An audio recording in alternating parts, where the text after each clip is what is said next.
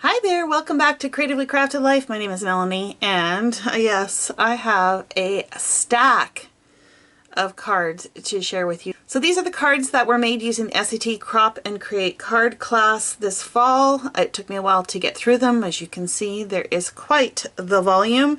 So without further ado, let's dig in and let me share with you what I all made. Okay, so these aren't necessarily in any particular order other than I'm going to try and show you the make and takes first and then the actual classes later. But as far as the order and stuff, it's all over the place, partially because that's how I did them. So the first class or make and take was from Crafter's Companion. Now this one was jam-packed with a lot of techniques. Primarily we focused on this background technique using salt. And this was kind of that common distress technique with the packaging and using some watercolor marker pens that they have. These were fun. The style of these stamps is not really my kind of go-to, so I probably will be purging those stamps here shortly. If that is something you're interested in, be sure to subscribe so that you know when I'm doing my next round of purge boxes. They also had us do one of those pop-up boxes, and they gave us a template to use, and I actually just used the Lawn Fawn one. So I already had this die in my stash, so I opted to use that.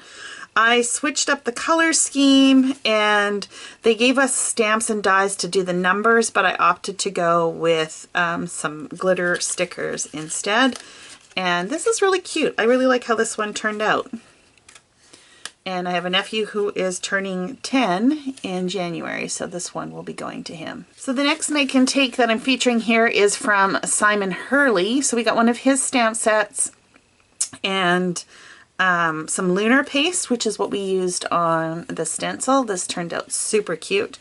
And then we also got his foam. I don't know what it's called, but you can heat it up and add impressions to it and treat it like a stamp. And that's what we did. Used to do this background, and the butterflies were part of the stamp set. And then I used that same foam again to do this background. And in both of these cases, I used embossing folders to create the texture in that foam. Then we had a class from LA Studio, which we received the cardstock, a stamp set with the sentiments and some of these like floral pieces. This was a really cute card, great way to use up scraps. And then same concept here, only we just used little bits of it. Very cute. And then we also used those scraps again, or strips, in the corner of this card. I think that one turned out really cute as well. We embossed on vellum to give this look, and then layered over top of cardstock. From Brutus Monroe, we made these two cards. They gave us a huge die set and a stamp set, and we also got some foil, and that is what you're seeing on these pieces here. So they were die cut and then foiled. We were supposed to color with ink, white cardstock for the balloons, but I opted to go with the leftover bits that I had from LA Studio instead, so I just die cut it out of the cardstock, and then when I inked the background, I coordinated the ink colors to go with that cardstock. I like how that one turned out too. Then we had the class from scrapbook.com where we received these dies, these floral dies, and some coordinating stamps. Again, I already had leftover bits from the LA Studios, so I just kept using it, figured why not. That's why you're going to see the color seems very similar, even though they are different manufacturers featured. So this one here, again, we just layered some flowers and then the sentiment, played off the colors. I added these centers. These were not part of the kit.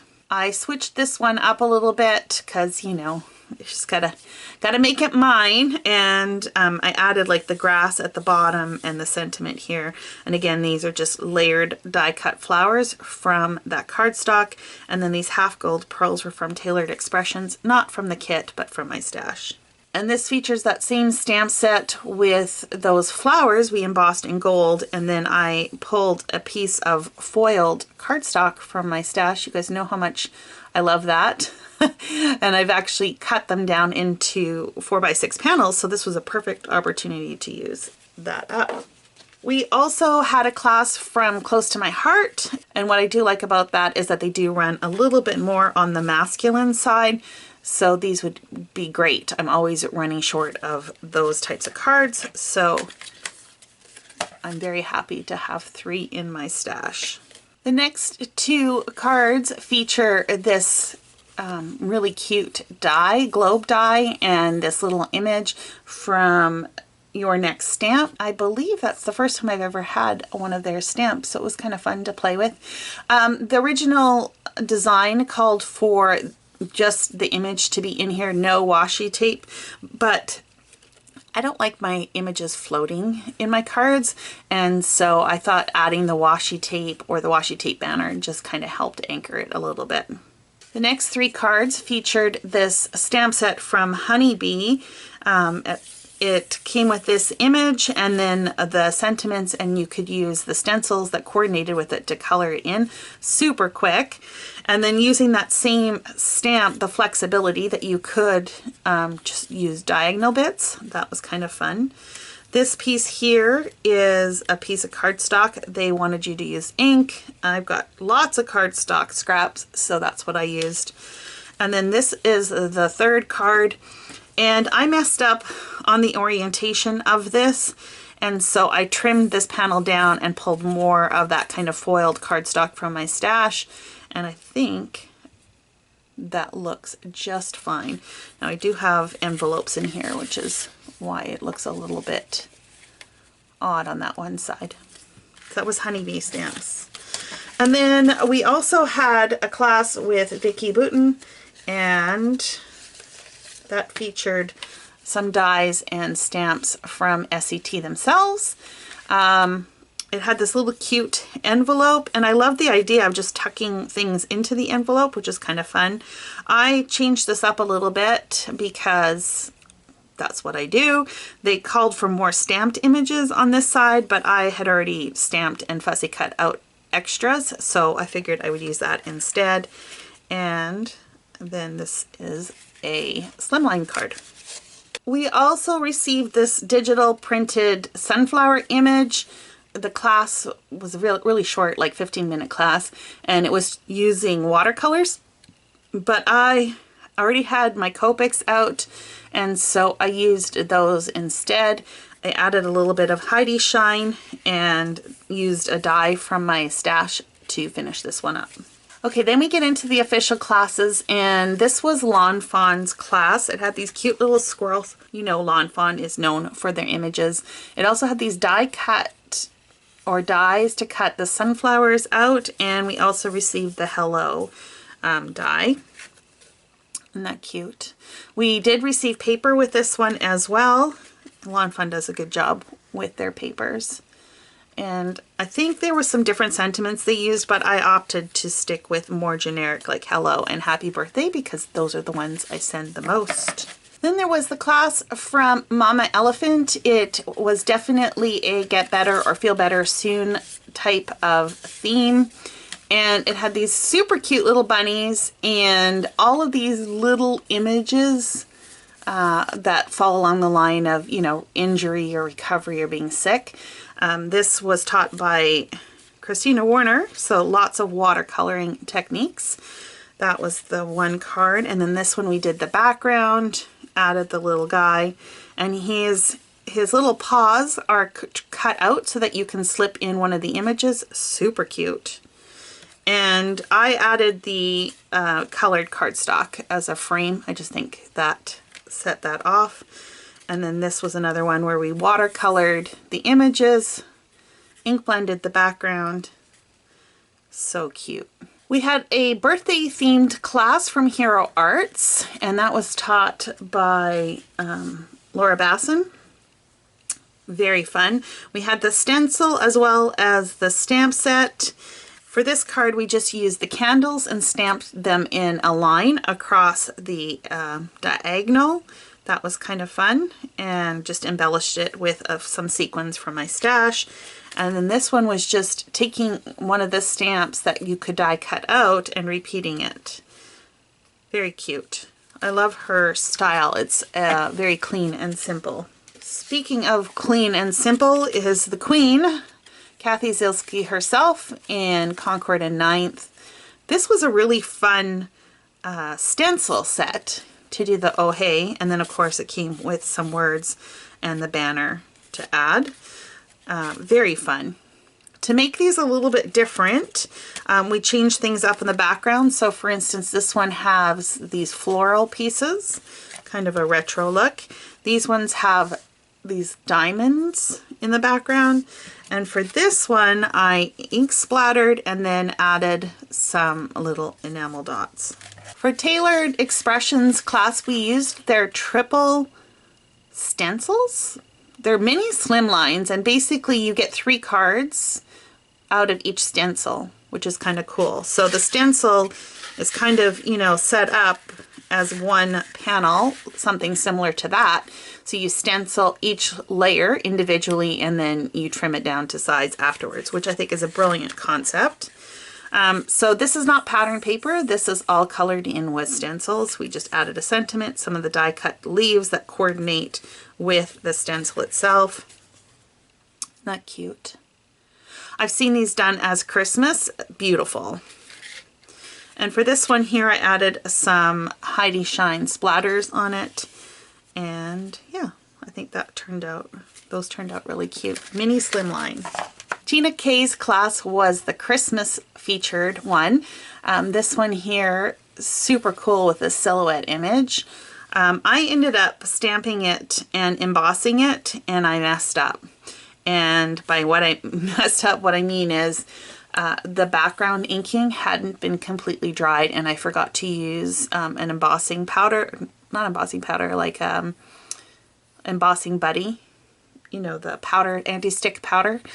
And so when I applied the embossing powder on this, some of it stuck. But I just made it work and basically embossed the whole background, and it gives it a little bit of shine, so I think it's okay.